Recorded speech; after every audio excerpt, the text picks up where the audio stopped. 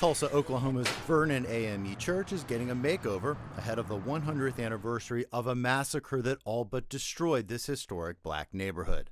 Robert Turner is the pastor. We are doing the first phase of our capital restoration campaign, where that includes restoring our historic stained glass windows. A century ago, this was one of the few prosperous African American areas in the U.S. Officially, it's the Greenwood District, but it came to be known as Black Wall Street. We had a self-contained economy that's covered over 37 square blocks, houses, three-story homes, mansions, theaters, libraries, schools, churches, you name it, we had it. On the morning of June 1st, 1921, an angry white mob descended on this neighborhood, rounding up black citizens and destroying most everything in its wake. Like most people in the U.S., Turner knew practically nothing about the race massacre before moving here in 2017 to become pastor. This isn't common knowledge because for black people in that era, the freedom of press wasn't free.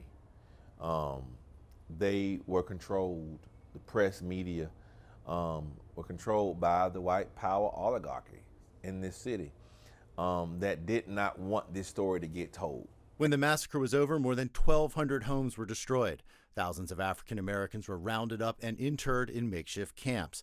The death toll is unknown, but historians estimate it could be as high as 300. Learning about the massacre has rocked Turner's faith in the United States. It is very hypocritical for America to criticize any other nation, China, North Korea, or any of them, because of humanitarian issues, when in fact America has been a chief authoritarian regime for her citizens in this country for black people since we've been here. The basement level of this church was just about the only thing left standing after the massacre. In fact, a few hours later, some of the parishioners gathered in the ruins of this church to pray. A few years later, they rebuilt it, and that's the church that stands here today.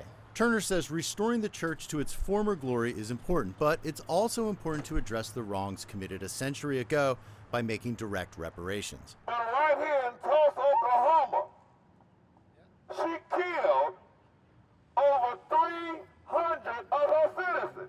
Every week, he leads a protest in front of City Hall. Not a one of those members of that racist white mob were even detained, let alone charged with a crime. He wants direct payments to survivors and their descendants, more investment in the neighborhood, and a criminal investigation, even though those who perpetrated the crimes are long dead.